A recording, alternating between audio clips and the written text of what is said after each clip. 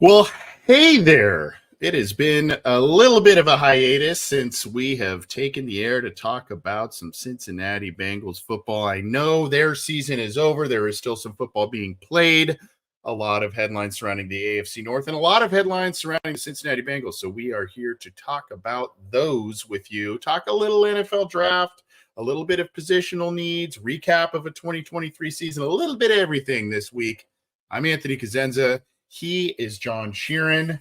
John, you have been a man of patience. You have been a man that has adhered to a wobbly schedule, and I appreciate it, my friend. How have you been? It's been good, dude. I'm not doing dry January like it seems like the rest of the country is, but it's been dry in terms of podcasting, which is it's a good break, to start the year, and now we're diving on into the off season. Can't wait. Yeah, hey, I mean, we're at least a half decade, if not close to a decade into this thing now. So we've earned 1 week off, I think, right after the Bengals season end. But we are still going to be bringing you a ton of different stuff, a lot of draft talk, a lot of free agency talk, a lot of news and notes as it pertains to the Cincinnati Bengals. So we're going to still bring you a lot of different stuff. Some of the stuff you've been accustomed to really over the off-season months, which is draft profiles, free agent profiles, potential breakout players for the Cincinnati Bengals, a lot of draft coverage. We may have some stuff in the works specific to some special draft coverage, and we'll keep you updated on that. I'll talk about that a little later. But at any rate, this is the Orange and Black Insider, part of the Cincy Jungle podcast channel. I'm Anthony, he's John, and you can get this show on a number of different platforms, whether it is our YouTube channel, if you like the video stuff that we do, and we do put up a lot of video stuff that we'll be talking about, so you may want to join there, and of course on the audio side too. But you can get to our YouTube channel over on John's side there. There is an Orange and Black Insider show icon. Click that. Click the subscribe button. Click the bell to be notified when we go live and when new content is available. And of course, give a thumbs up to the stream if you would. Appreciate that. We stream to a couple of different Twitter accounts as well. I guess they now become spaces. So on Cincy Jungle's Twitter account and on the show Twitter account, sometimes on my own, we stream out there. And then, of course, on Cincy Jungle's Facebook, you can give that a thumbs up with a ton of other people. We stream our shows there. And of course, if you're an audiophile and you like to listen to the audio side of things, you can get that through our show, whether that's our show, Coach Speak and Talk with Matt Minnick, Talking Football with Bengal Jim and Friends, and or 3 and Out with Jason and Kevin on iTunes, Stitcher, Spotify, Google Podcasts, iHeartRadio, all of the major ones. We are there. Amazon Music, I think we're there now too. Just got to go to the Cincy Jungle podcast channel, subscribe to that, leave us a review if you can. We appreciate it. Well, John, the big news, the big news is, as it pertains to the Cincinnati Bengals, is that they may be losing for the second straight season now, right? And there is a lot more velocity behind this year, it would seem. Brian Callahan is interviewing for the head coaching job. A really couple of NFC South teams gunning for him, as well as the Chargers, who the Bengals actually play next year. They are interested. They are interested in Callahan, as well as the Titans, who surprisingly let go of Mike Vrabel. So your thoughts on Brian Callahan getting a lot of run? Are you surprised since the Bengals didn't make the playoffs and there's a lot of quarterback stuff, or did that play into Callahan's corner this year? No, I think compared to last year, because he was a finalist to be the head coach for the Indianapolis Colts. He lost out to Shane Steichen, and then Luna Rumo was a finalist to be the Arizona Cardinals head coach. It seems more like it's probably going to happen this year, just because there's just more interest from other teams. He's gotten second interviews with multiple teams now as well. So you have the Carolina Panthers he just met with today on Thursday. He's interviewed with the Atlanta Falcons. So there's your two NFC South teams. The Los Angeles Chargers were also interested. And he had the Tennessee Titans scheduled a second interview with him as well. So he's kind of all over the place. There's 7 official openings as of now, and he's met with more than half of them. So in terms of just comparing him to other candidates, he's one of the hottest ones in terms of just, like the frequency of which he's getting these meetings and these interviews. It's more than just, teams testing the water. Like, there's a legitimate feeling that he's probably not going to be back at Cincinnati in 2024. I believe it was Dan Graziano, the ESPN NFL insider, who predicted that he's going to land the Panthers job. And that makes sense considering they're desperate to maximize the quarterback that they just drafted first overall. And Brian Callahan, has been a part of developing Joe Burrow, but more importantly than anything, and I think this is the real reason why he's getting run this year, it's not just the fact that he's been the Bengals offense coordinator for the past 5 years, which is, by the way, the longest tenured offense coordinator in the NFL is now Brian Callahan, believe it or not. But this year specifically, working with Jake Browning, evolving that offense and scheme to best fit him and his strengths, I think is really taking the NFL, the NFL's taking notice of that. And they want someone with experience of maximizing and uplifting a quarterback who definitely needs it, whether that is a Bryce Young, whether that is a Will Levis, or whether that is a rookie who's not even in the NFL yet. Maximizing quarterback play on those rookie contracts is the most valuable thing that an NFL franchise can do, and that's why offensive coordinators who are good at their jobs typically don't last very long being offensive coordinators. They're typically given the chance to run the show themselves. So that's why Brian Callahan is really in this situation right now, because of what he did with Jake Browning, and Jake Browning's success is directly linked to just the architects behind this Bengals offense.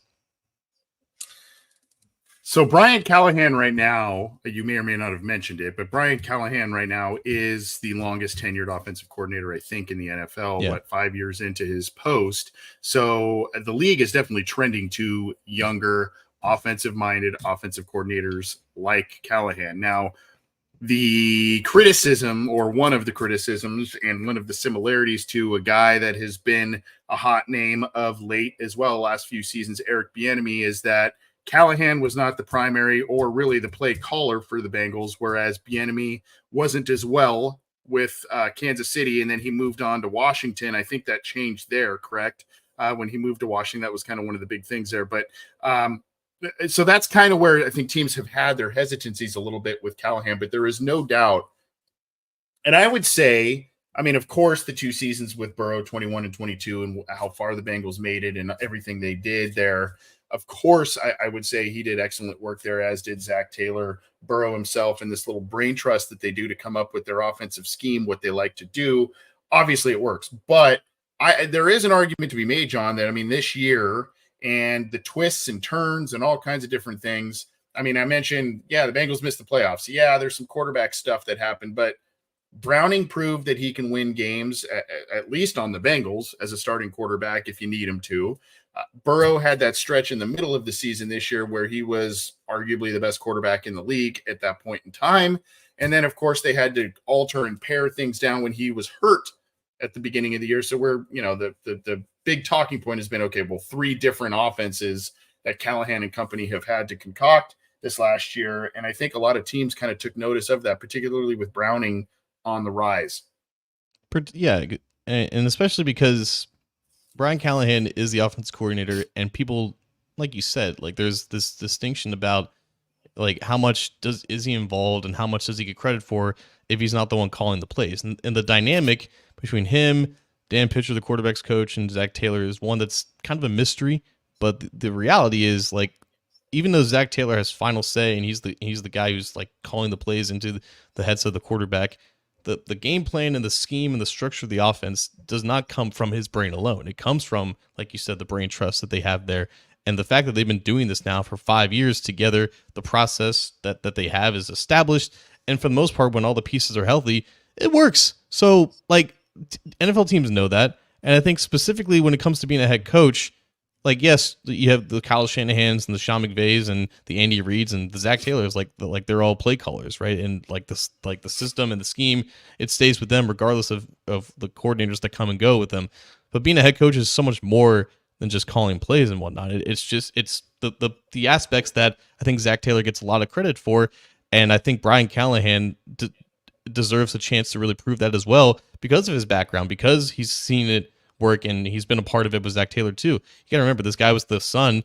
He is the son of a former NFL head coach and Bill Callahan, one of the most respected assistants in the NFL right now. He's been coaching in the NFL for over 10 years. He's been directly linked to a lot of successes from other quarterbacks aside from Joe Burrow. He first worked with Tim Tebow and got the most out of him with Denver. Obviously, he was there for the Denver Broncos Super Bowl run with Peyton Manning, Matthew Stafford, Derek Carr. Like, he's had different experiences with different schemes and different types of quarterbacks. He's been very well versed and experienced with all that. But even still, like, going back to his young days, like, he's grown up in NFL life. He's got such a great brain and mind for scheme and plays and just everything that is involved with just structuring an offense. Like, he's obviously very well versed with offensive line schemes because of his dad. He's been part of a lot of different offenses and a lot of different types of ways of just how to structure everything. So I think teams know that as part of his resume, and he's still only, like, I think 39, 40 years old. So he's not very old in terms of, like, that being a negative detractor from other head coaches who maybe not get opportunities. So he fits the bill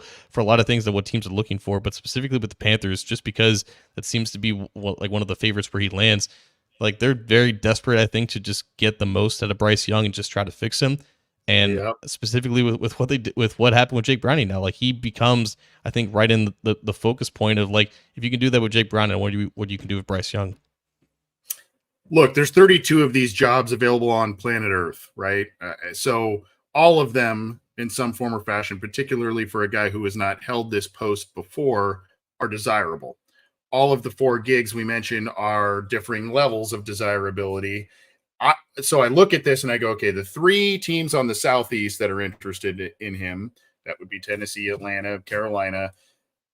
There's kind of, for me, there would be a lot of mutual interest in that regard, wherein, you know, hey, there's kind of the clay to mold. You mentioned Bryce Young, you mentioned Will Levis, these young guys where a guy like Callahan could get in there and you know, kind of get his hands dirty and you know, try and right the ship for some of these guys. And same thing with Atlanta. They need to establish who they have going forward as well. But then you look at the Chargers. I don't know how deep the interest level is there, but when you have Justin Herbert there, I think Callahan was particularly offered that job based on, you know, the established quarterbacks there. I would think that would probably be, you know, in the back of his mind, based on franchise quarterback being there and under contract for a long time. I would think that would probably be his preference, even though he wouldn't say that out loud. But there's a lot of intrigue to all of these positions for him. Sure. And it comes down to more than just quarterbacks too. I think ownership is probably the main one in terms of, like, how much control that you have over the roster in general. Mm-hmm. And that's why I think, like, the Panthers and specifically are interesting, because David Tepper is, well, there are better owners than David Tepper. I'll just put it that way. He did not have a good, he's not had a good start to his run in there in Carolina. He's thrown beers on poor Jaguars fans and whatnot. So yeah, I think when you get this first opportunity, it can definitely make or break how the rest of your career goes. And if you can maintain this level of coaching, or whether you have to go back down to the assistant level. And I think that has to be in the mind of anyone interviewing for some of these jobs, because typically the teams who are looking for head coaches, they're coming off of bad years, and for the most part, they've not really been good at sustaining any type of success. So when it comes to Callahan, he has to figure, do I want to, you know, take this opportunity that may or may not come ever again, or do I want to stay in Cincinnati where I know, you know, what I have, and, you know, I'm comfortable with my job, and I'm confident that if we continue to have success, it's particularly on offense and with quarterbacks, then future opportunities will open up, and maybe I'll just wait my time. I don't like. I feel like that's easy for people on the outside to kind of figure, just because they're familiar with the Bengals and, like, they want to keep continuity for the sake of continuity. But like you said, like, these opportunities are very rare. Like, this job is very rare in general, and I think that if he develops a good relationship, a good rapport in some of these interviews with the owner, like that's all it'll take. It'll just take one connection. And that's what happened with Zach Taylor too. Like he could have stayed with Los Angeles and could continue developing as a coach under Sean McVay. And I think there were a lot of people who figured, on the outside that, oh, you're going to go to Cincinnati. You're like a first-time play caller, a first-time. You haven't even been a coordinator in the NFL for more than 6 weeks. Now you're going to be a head coach for the Bengals. Like that's a very risky move, and it's worked out for him. So it doesn't automatically, just because you go to a bad franchise doesn't mean that you're doomed to fail. Unfortunately, that's what happened with Frank Reich because he just got blamed for a lot of the struggles for Bryce Young in general. But I think if there is that connection, and that all depends on how he feels about it, then he might just pull the trigger and say, yeah, this is my time.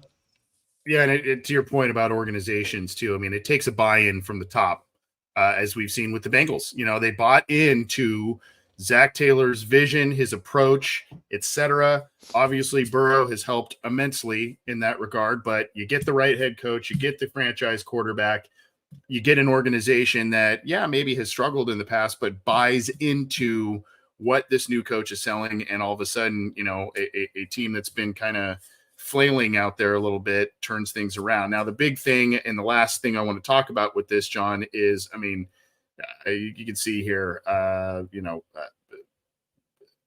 Dave Hammond, can they keep Pitcher teeth with the comedy here on Twitter here? Do you think Pitcher and Callahan will face off and swap faces to commit unspeakable crimes like the 90s action flick with John Travolta and Nicolas Cage there? Of course, John Telly kind of chiming in with Callahan leaves. What do you think happens with the Bengals OC position? Cornell saying, I think they promote Dan Pitcher. So the $1 million question, I know that Callahan has not left as of yet, John, and he may not leave, but inside hire, outside hire, what is it, Pitcher? What's your gut telling you as the contingency plan for Callahan leaving?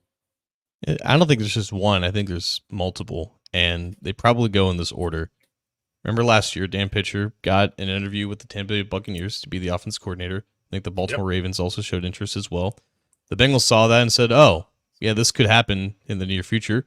So they offered him a raise and what is heavily believed to be a future promotion should Brian Callahan move on to become a head coach. So Dan Pitcher is right now the planned replacement for Brian Callahan. However, Dan Pitcher, who interviewed with the New Orleans Saints earlier this week, if he leaves to become an offense coordinator, or if he leaves to Brian Callahan to become Callahan's offense coordinator at wherever he ends up, I believe that they would still stay in-house, and I think Troy Walters will get the first chance, the wide receivers coach. Great call. Troy Walters, I think, interviewed with the Houston Texans last year to become their OC. It went to Bobby, I'm going to butcher his last name, Bobby S., who's now getting head coaching opportunities elsewhere.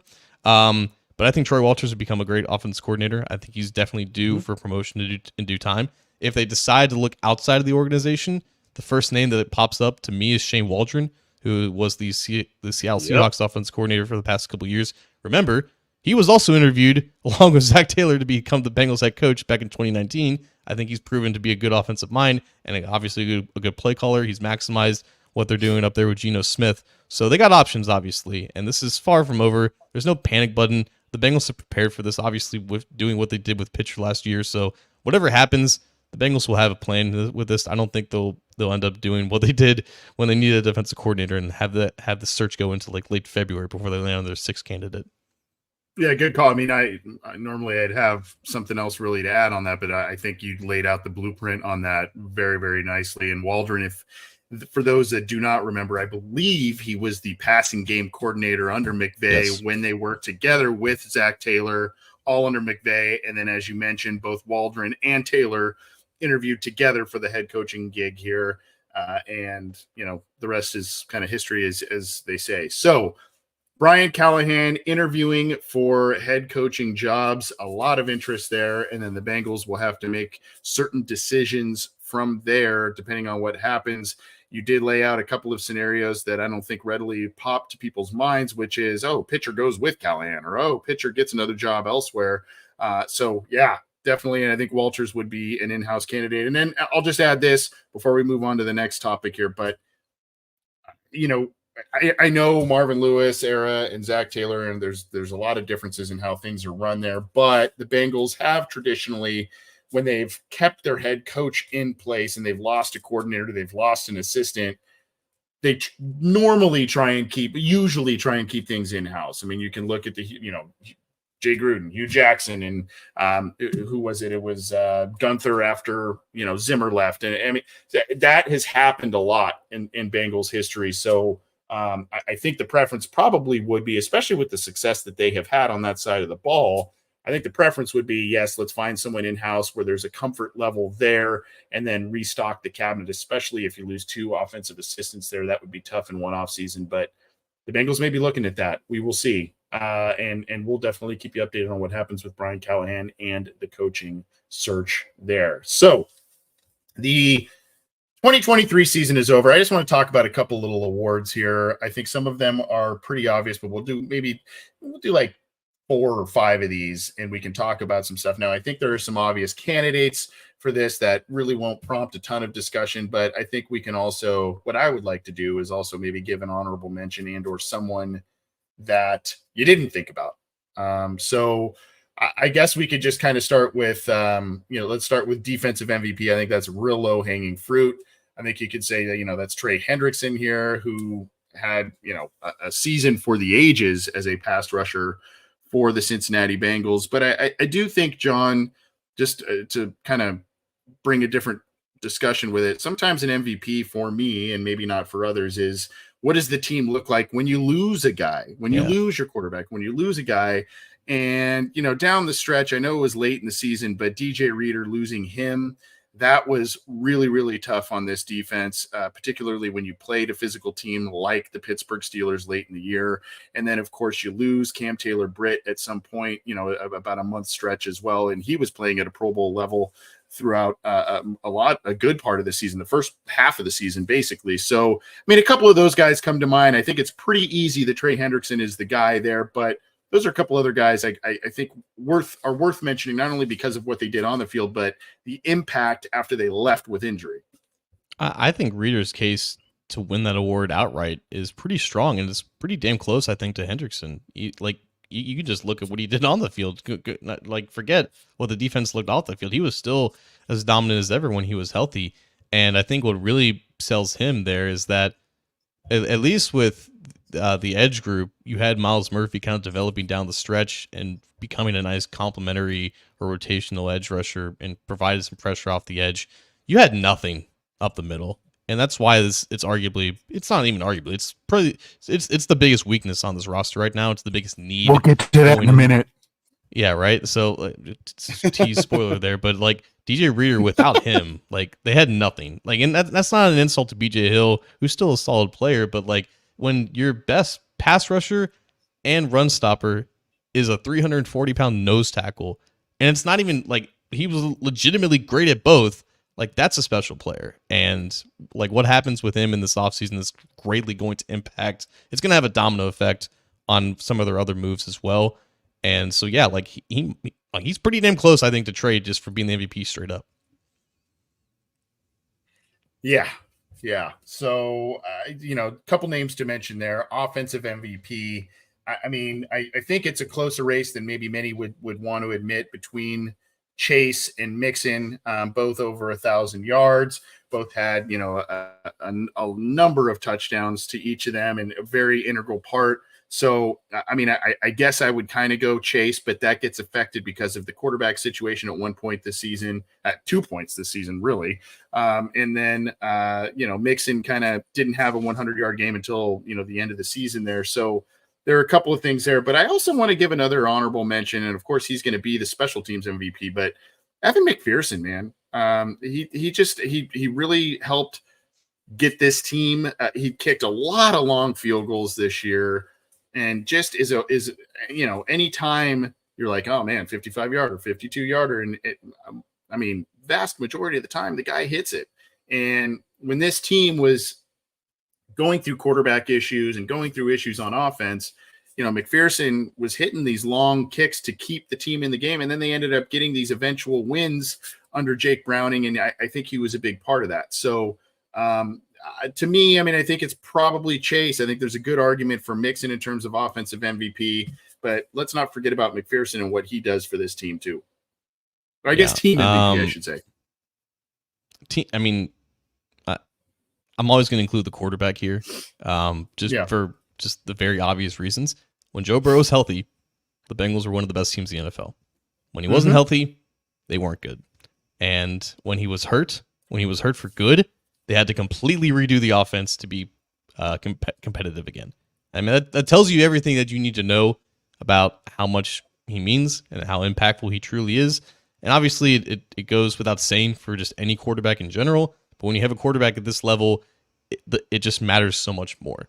So obviously, when Burrow was out there, Chase looked his best, which is why he probably wins this award anyways. The MVP for me is always weird because I think most valuable is different than just the best and who had the best overall season. But for the sake of him playing basically the entire season, and for the most part, whenever Chase Brown wasn't out there, looking like the only true, like difference maker of an athlete on the entire offense, it's probably Jamar Chase for me. Yeah, hard to argue with that. And so your team MVP would be Joe Burrow. That's your vote there, and that's kind of going back to that DJ Reader argument of what does this team look like without him type of thing. Yeah, it seems lazy. Like I would almost give it to Trey too, just because I mean, outside of just the 17.5 sacks, like he did carry the pass rush, and I feel like that adds to the argument too. If there was any player on this team who deserved like any sort of all pro recognition, it was Trey. Like he probably should have been second team at the very least. So the team MVP might just be Trey, but again, like I just always want to stress, like even when the quarterback doesn't play, like he's like his value is still shown, just like you said with DJ Reader not playing. Okay, hard to disagree there. So let's do two more, and then we'll transition here. Let's go with one, and these are and I'm ending with these because to me these are the trickier of the the 5 awards we're talking about here. So let's start with Rookie of the Year. There are a lot of other years in the past with the Bengals where you go, well, there's like one guy, and that's it. It's a one-horse race. We saw some good things out of Myles Murphy, particularly late in the year. We saw some decent things from DJ Turner, pretty good things actually from DJ Turner at the beginning of the year, had some struggles late. Jordan Battle came in and steadied things in the secondary. You have Chase Brown kind of lighten up some things at the end of the year here. Who is your Rookie of the Year for the Bengals this year, John? I think when you put it all together, it's Chase Brown, but he was also the guy that, at least for me, I assumed that he would have the biggest impact because I think we all thought he was going to be running back 2 right out the gate, and that wasn't the case until he got healthy in like November.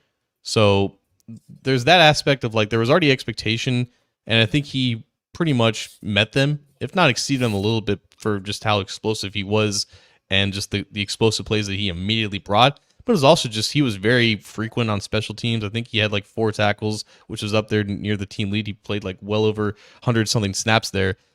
But I kind of want to give it to Jordan Battle just because there was also expectations about him kind of contributing early, but I don't think people expected him to be as good as he was. Like I think the PFF grade that he had of 82.5, it pretty much matched how he looked. Like he wasn't like lighting the world on fire at the safety position, but he was consistent. He was always in position. He rarely missed tackles. He missed like maybe 1 or 2 leading up to like the final week and a half of the season. So he was everything that they needed once he started playing consistently, just to bring stability at that position for how much Nick Scott underwhelmed. So there was expectation with Jordan Battle to contributing, but I think he ended up being better than we expected as a rookie, which is why I might lean towards him. I think he's got a really strong argument. I think there were some nice things, and you have to dive a little deeper to really kind of give Myles Murphy the respect in terms of metrics and different things that, next gen stats and PFF scores, that sort of thing towards the end of the year. I didn't say his name initially, but you go back and you say, okay, well, what about Yoshi?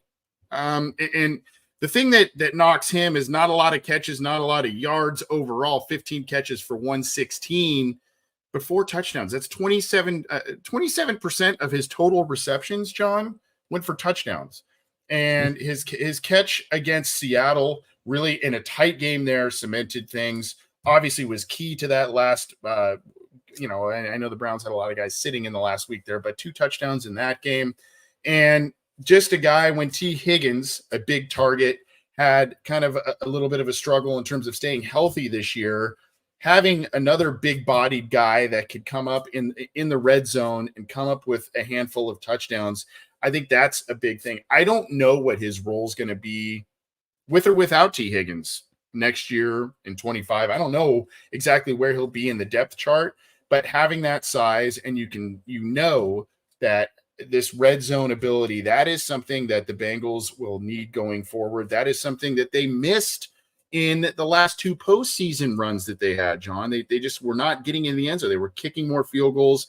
And I think that even though the overall receptions, the overall yards, whatever Yoshi's career may be, they may not be way up there or super exorbitant, but if he can continue to be this red zone weapon, this big target that can catch touchdowns, he had a touchdown against the 49ers in that big one too. So if he can continue to be that, I think, he's got a really bright future with this team, even as a guy who's like number 4, on the depth chart. Who knows? I mean, it's very rare for, late 6th-round picks to be starters for like a long period of time. So the fact that after 1 year, I think everyone can agree that Yoshevich can eventually become a better version of Trenton Irwin, like that's a win for the Bengals to me, because Irwin in and of itself is a great success story as a former undrafted free agent who was like a couple years into the league before he even came to the Bengals, and then he just played well above his pay grade and provided value.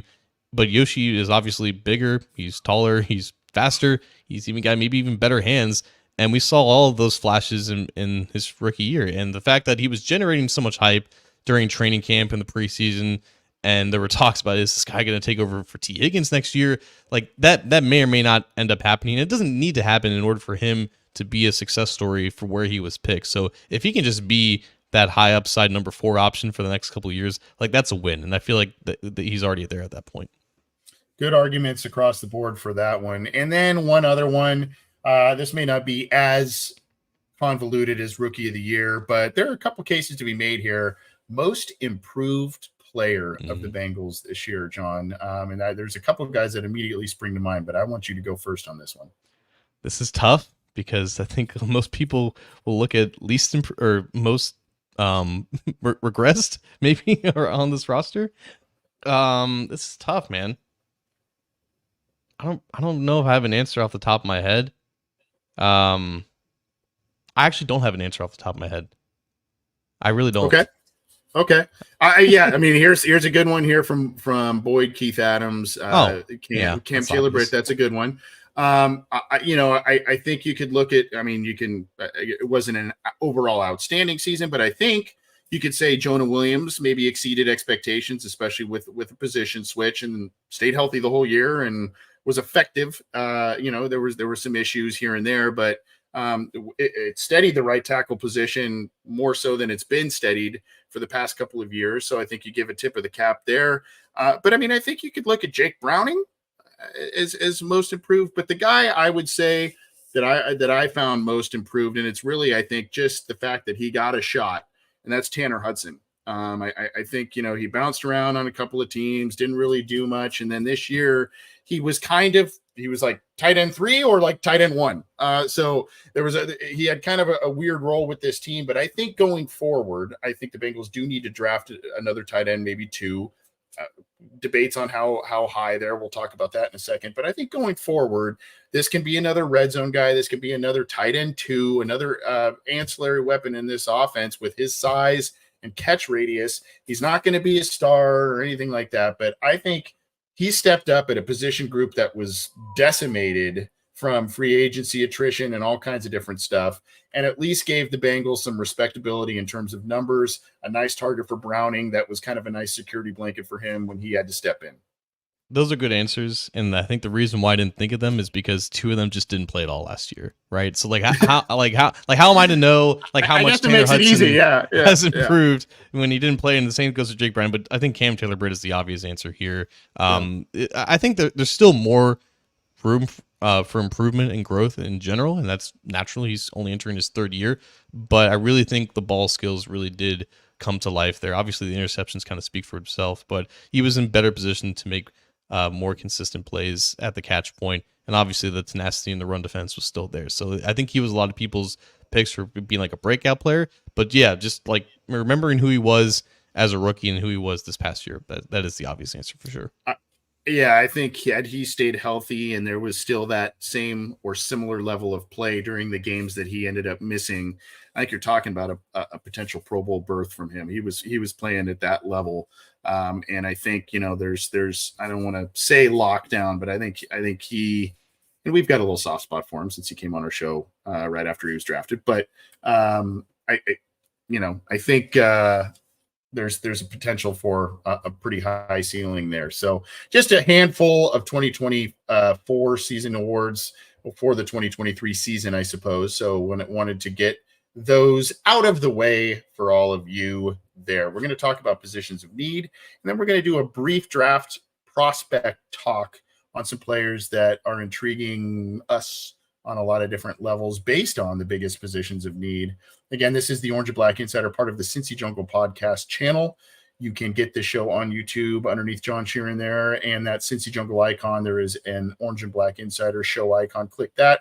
Click the subscribe button. Click the bell to be notified when we go live and when new content is available. Give a thumbs up to the video if you like what we're doing. We appreciate that. You can also go give a thumbs up to the Cincy Jungle Facebook page. We stream there, as do some of our other podcasts. They stream live there. I think Talking Football with Bengal Jim streams live there as well. So you can go check that out. And of course, speaking of Jim's show, you can also get ours, 3 and Out from Jason and Kevin, as well as the great episodes from the coach, Matt Minnick, on your favorite audio streamer, whether that is iTunes, Stitcher, Spotify, Google Podcasts, iHeartRadio, all of the major ones. We are on it. Go subscribe to the Cincy Jungle podcast channel and get all of those shows there. And of course, you can keep it to cincyjungle.com for your news, opinions, analysis, as well as all the good stuff that my co-host is doing over at A to Z Sports, covering the Bengals and the AFC North. Well, you mentioned one of the top of the list there, John. Bengals' biggest positions of need in 2024. You're saying 3 tech, interior pass rush, etc. I think was kind of at the top of your wish list or need list for the Bengals. I have a hard time really disagreeing with you on that. There are a couple of others I look at too, but I think this conversation also centers around, okay, we kind of got to see what free agency, what happens in free agency too, T. Higgins, etc. But I think as we get set for free agency and draft season, the Bengals need more pass rush. You look at the Baltimore Ravens this year, John, and I know the AFC North teams that were in it, 2 of them were one and done in the postseason. The Ravens seem to have the best shot. What do they have, 60 sacks as a team this year? I know sacks aren't the end-all be-all of pass rushing statistics, but 60 sacks is ridiculous. And they get them from all kinds of different ways. So I think the Bengals need to really address their pass rush. I know they had an outstanding season from Trey Hendrickson, as we just said, but they got to figure out how to get to the quarterback more regularly and from different spots, particularly with a penetrating 3 tech. Yeah, on this subject, I feel like the downturn in terms of overall pressure was due to just the downturn in the play in the secondary. It led to more explosive plays, led to the quarterbacks just getting the ball out quicker and finding those opportunities down the field. When you have all that chaos back there, it does put more pressure on your front four to win. And I think in general, Lou Narumo requires so much just of his talent to just win up front in those one-on-ones. I think with the Ravens, particularly with Mike McDonald, it's a lot of scheme. It's a lot of schemed up pressures and blitzes, and that's where a lot of that production does come from. Considering they don't really have like that Trey Hendrickson type pass rusher on that team, but the Bengals need the equivalent of a Trey Hendrickson at defensive tackle or through technique specifically. I think without DJ Reader right now, you have BJ Hill entering the last year of his deal. He's a solid, okay player who needs a guy that he can rotate with. You have nothing else. Zach Carter provides you nothing at this point. Josh Tupou is a free agent. Jay Tufele, I think, has 1 year left on his deal. He's barely even active this year. I think compared to like receiver, where there's a heavy assumption that T. Higgins is at the very least going to get the franchise tag, and you have younger guys who are developing, like you at least, like some of those things are just kind of baked into your expectations as to what the rest of this offseason is. No one really knows what's going to happen with DJ Reader in that entire position in general. It's a very stacked and deep free agency class, including Reader. And we don't know if his injury is going to, help the Bengals like retain him or what his market's going to be. But considering there's just a lot of mystery there's a lot of unknowns, and it's already really bad without the guy who's, again, on an expiring contract. It just feels like the biggest need with like receiver, with just that general mystery around like losing both Higgins and Boyd, and I guess offensive tackle, obviously, because you kind of assume that Jonah Williams is kind of gone. So those feel like the top three, but nothing seems more dire in terms of the importance and just the lack of anything than defensive tackle. So are you just kind of lumping defensive tackle? Because to me, nose tackle, I know it's a completely different position of the three tech that we're talking about, but nose tackle now comes into big focus based on what you said about Tupou, obviously the Reader injury, etc. And this division likes to run the football. They thrive on it. They like to throw the ball, but they like to run the football. So the Bengals need run stopping prowess. They need some interior pass rush help. So I guess you can kind of pair them all as one, even though you want two different kind of defensive tackles potentially. That's got to be at the top of your list. And going back to an episode or two ago that you and I talked about is, one of the keys to the offseason for me is being obsessed with the AFC North and being obsessed with how to beat these teams in the AFC North. And you have to be physical, you have to be big, and you have to be fast. And so, I think that position exemplifies that almost more than many others there. Wide receiver is a bit of a wild card. I think a lot of people are resigned, unfortunately, to the fact that Tyler Boyd might be gone. I think majority says that T. Higgins is probably going to be here. I think the majority opinion, whether it's vast majority or not, I think it's going to be tag T plays in 24 with the Bengals and then maybe move on from there. So if both of those guys go, that pushes wide receiver to, one of the top spots on the list as well. One of the spots I think the Bengals and it may not be super premium free agency spending. It may not be first round pick necessarily, but I think the Bengals need a little more sizzle and versatility. And I like Chase Brown. I've loved Joe Mixon I think they need a little bit more versatility and speed, explosiveness, playmaking ability out of the running back position. You and I talked and previewed Jahmyr Gibbs last year, and that's a player that I think provides that. But John, I think that's a spot too that the Bengals should be looking at, whether it's kind of an Antonio Gibson type of guy, that wide receiver flex type of guy, but something like that, an added dimension to your offense, I think could help. Here we are, like 10 months after we just had this discussion, it feels like, with running back and tight end, where they just need more dynamicism and they need more versatility. And they just need anyone really that can just get them that second gear of speed. Chase Brown's a good starting point. And it does feel like the Bengals are on the verge of starting over running back. I think the Joe Mixon conversation now revolves around this $3 million roster bonus that he's due a couple days after the free agency begins. That seems to be like the tipping point of like, if he's going to be around here, they're going to keep him after that date. But they may not want to. They may want to look for a younger and quicker and more, athletic option there to pair with Chase Brown. But at least they have Chase Brown going forward. This is my favorite fact about the Bengals this year right now. They have $0 committed to the tight end room in 2024. They are the only team with $0 cap dollars, cash dollars committed to an entire position group right now. It's crazy. That's obviously going to change, and I think they have easy options baked in, aka re-signing Tanner Hudson, re-signing this running back who doesn't run the ball, and Drew Sample. Very cheap and frugal options to just establish a base there, but the options are endless in terms of building off of that. And I think everyone can agree that just going out there and signing the next version of Irv Smith is probably not going to get it done anymore. They need to prioritize that position. And I think you saw what the effects were on two position groups that they have traditionally not overly prioritized in tight end and safety, and the fallout from that. Now, there was some bright spots in there. We mentioned Battle. We mentioned Hudson, Dax Hill had some nice moments at the beginning of the year, but there were some growing pains there as well. So,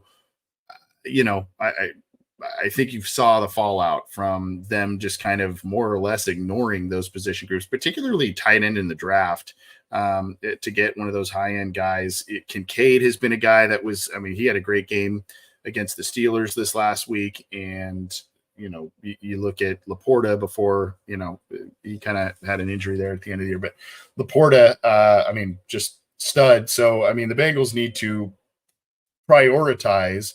And if they don't want to spend free agency money on it, at least prioritize some of these positions that have been lower on the pecking order in the draft to kind of rebuild some different areas of their draft. Any other that you think that we need to talk about before we talk about a handful of prospects, John? I don't think interior offensive line can go untouched here. I think obviously you have Karras and Kappa for another year.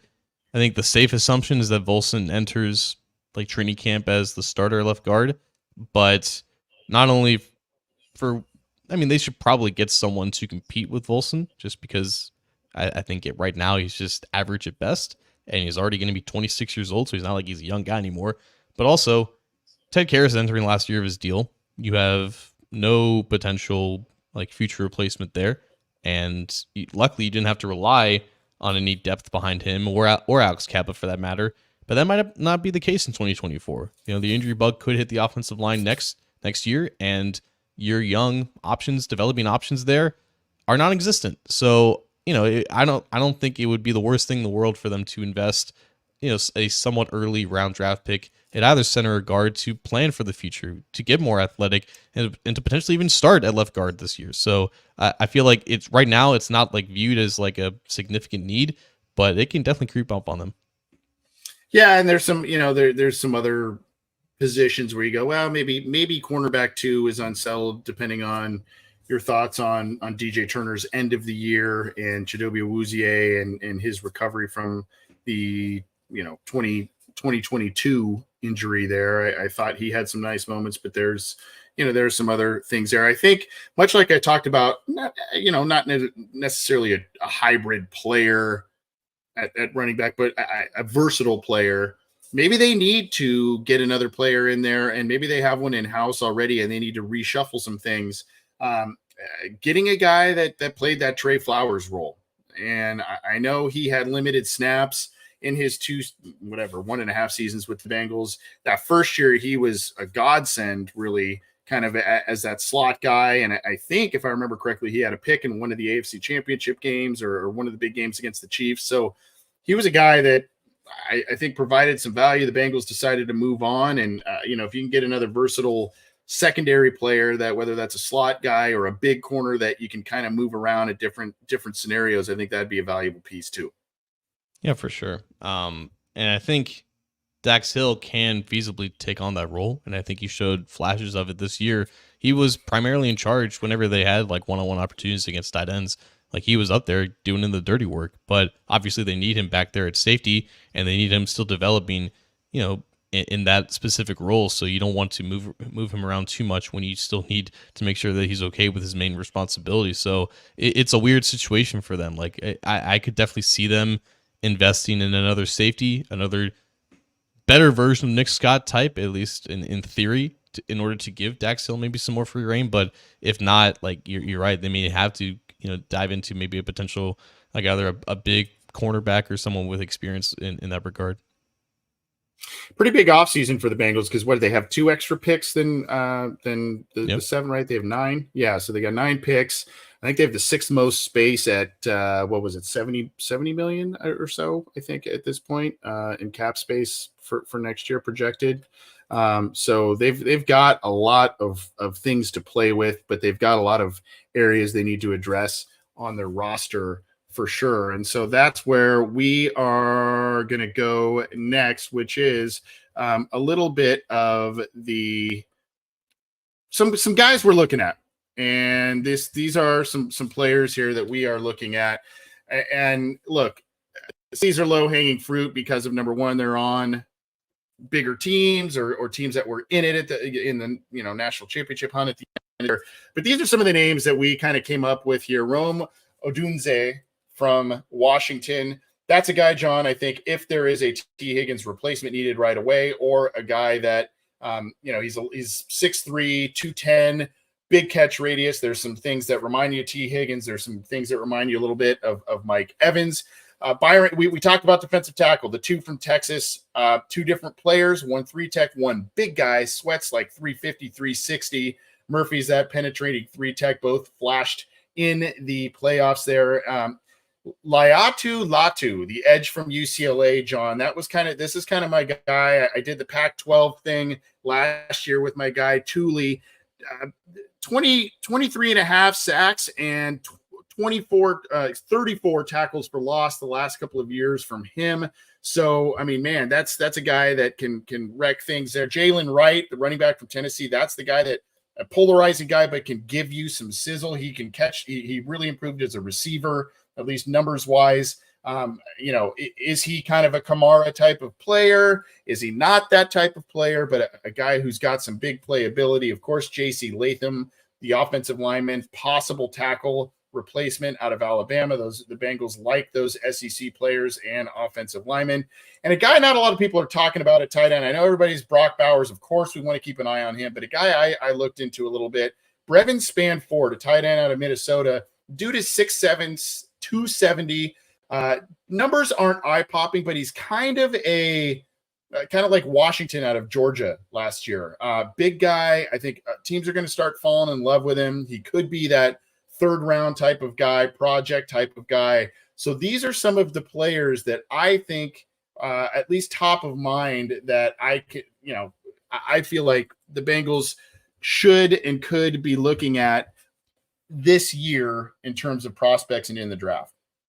And I could bring that back up if you want me to look at. I would love to, because there was someone, the Texas defensive tackle. Isn't there like two in this class? Or there's two of them on that wrong. Tavondre Sweat and Byron Murphy II. I'll bring that up here. Yeah, so they're going to be popular options in mock drafts, and I believe there's already some that have already kind of shown that. J.C. Latham, I think, was mocked to the Bengals as well in some early versions. Aramis Mims, I'm believing in that name right, is the tackle at Georgia. So these are the names that we're all just going to have to get familiar with. Odunze, I think, is kind of getting that top 10 love too. So it's a pretty stacked receiver class in general, which bodes well for what the Bengals need. Guy that I'm going to throw out there into the ether, primarily just because his name, Jackson Powers Johnson. Like, what a powerful, I mean, you talk about Ben Jarvis Green Ellis. Like, this is like a powerful, three-piece suit law firm, interior offensive lineman out of Oregon. I think it was widely regarded as like a day 2 option entering the offseason. Now there's some more hype about him. I know Brandon Thornton, the offensive line guru, has really talked him up and views him as a potential first-round option. So the Bengals are picking 18th. There's going to be probably like 3-ish quarterbacks taken before them. So the old philosophy of there's only like 18, 20 first-round prospects a year, Bengals are going to get a chance at one of them. So a lot of these guys are definitely going to be popular in the mock draft circuits and everything like that. Yeah, just talking about Wright here, he had 1,000-yard season last year, 7.4 yards per carry, only 4 rushing touchdowns, had 10 the year prior, but went from 2 catches to 22 catches, John, in this last year. He's like 5'11", 215-ish, I think. So not a huge guy, but I think that's a guy, again, you bring to the stable in your running backs. If you find good value with him, he makes a lot of sense for some sizzle. And a lot of this has to be, how do these guys work out? What do they look like? Is Latu a fit for what the Bengals like to do? Or is he kind of like what the Chargers did with Thule last year, where they made him an outside linebacker? He had 4.5 sacks last year for the Chargers. Latu, he won a number of awards here this last season. As I mentioned, 34 tackles for loss. Let me just double check my numbers here. I think it's 34 tackles for loss the last 2 seasons and 23.5 sacks the last 2 seasons. So that is a dude who knows how to get after the passer, get into the backfield. Not a huge guy. I think he's high 260s in terms of poundage. So Bengals have kind of preferred more of those set the edge kind of guys over the years. But he gets to the passer. So you need more of that. And he could be a guy that is intriguing for sure. I mean, it's January 18th. I feel like I've talked about like 5 prospects. That's about all I know at this point. So there's going to be a lot more time for us to, specifically me, to catch up on some of these names and whatnot. But yeah, running back, tight end, offensive line, defensive tackle, wide receiver. A lot of different options that the Bengals can go with here. Speed, athleticism, tenacity. I think that is the name of the game for the Bengals as they restock their roster in 2024. We got through a lot of stuff today, John, but we were overdue. It's been a little bit since we've taken the air, so let's drop the mic and get out of here, my friend. What do you have for us as we start closing up? Not necessarily a Bengals topic, but it was obviously very cool to see the Lions win a playoff game for the first time in my lifetime. Obviously very shades of what the Bengals went through a couple of years ago. It was funny, though, to me before the game even started when they were booing Matthew Stafford and the uproar about that. I had a take on it, and it's essentially like there's no animosity and bad blood, I believe, between Detroit and Matthew Stafford. But when you've been suffering as a fan base for generations and you see the opportunity to actually achieve something that, again, some people who were in that stadium had never seen before, everyone's the enemy. I totally get why Matthew Stafford was booed out of his mind. I thought it was so funny when it became a controversy, when people were calling out the Lions and Lions fans. I think, honestly, I'll say right now, if Joe Burrow ends up not being a Bengal at some point in his career, and he walks into Paycor Stadium for a playoff game, he will get booed by Bengals fans. Like, don't pretend like you are so above like the respect and just the camaraderie of just competitiveness in the highest of atmospheres. I thought it was so funny when they booed him, and honestly, like the Lions deserve to win that game anyway. So that's just my take. Yeah, but very cool to see that after everything that team has been through and the lack of success. I mean, I think everybody, at least who, on the Bengals side of things, can resonate. And now, since some news dropped, I believe earlier today, my mic drop is, I did this a couple of weeks ago, but I'm going to redo it since this guy's sticking around.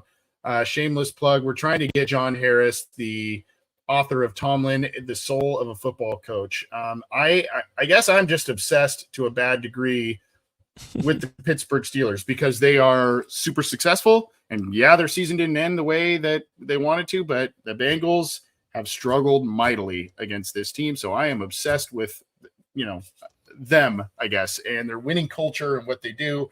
This guy has been one of the best winners. There are a lot of criticism surrounding him in terms of lack of postseason success. But I think, John, as we looked at that roster, and we still look at it, you take Mason Rudolph to an AFC wildcard playoff game and the rest of that roster, kudos to Mike Tomlin. Kudos to all the AFC North coaches really this year. I think they all have some coach of the year type of credentials after what they all had to endure this year. But go check out this book. It's like $20 on Amazon, $25 on Amazon if you want to go get it. Tomlin, the Soul of a Football Coach. It was announced earlier today that he is going to at least stick around for the final year of his deal with the Pittsburgh Steelers. They have not had a losing season in his, God, what is it? 18 years or something with the team. Ever since he took over from Bill Cowher, he has not had a losing season. However, he is 8-10 in the postseason as a coach, but heck of a coach. I know we don't like the Pittsburgh Steelers. I think there's a lot to respect with that organization, not necessarily the way they do some dirty shots on the field, but I mean, they're successful, they're physical, they're winners. So, we've been trying to get that author on on the show here. We'll maybe try and do that again, but go check out that book. I'm going to start reading it. I haven't started reading it yet, but interested to kind of get, there's a foreword by Tony Dungy as well. So interested to kind of get the perspective there. That was so funny too. Another funny moment. Tomlin asked about his contract status and then just walks off. But yeah, he dropped a lot of bombshells today when he actually wanted to talk about it. He said he's back. He's open for the idea of an extension. They're going to bring in competition for Kenny Pickett at quarterback, and they're going to bring in someone from outside of the organization, offense coordinator. A lot of changes in Pittsburgh, but not Mike. A lot of changes. Yep, not Mike Tomlin, but I think ironically, what at least the report I saw was Brooke Pryor, who covers the Steelers for ESPN. She does a great job for him. I think she may have been, I don't know for sure, she may or may not have been the one that asked him that question about him sticking around. He bails, and then earlier today I'm looking at ESPN and it's her relaying the news that he's sticking around. So I'm like, oh, fate is funny. Football has a sense of humor, that is for sure. But John, thank you, buddy. Appreciate your input. Appreciate your time. Thank you, everybody who tuned in live and or after the fact. Go subscribe. I've already said it. Shameless self-plug on a number of different platforms. We appreciate it. And the Bengals are in off-season mode. There's one more AFC North team alive in the postseason, and we're anxious to see what happens there. So let's have some fun. We'll have more shows, more content for you going forward. John, have a great rest of your week, my friend. You as well.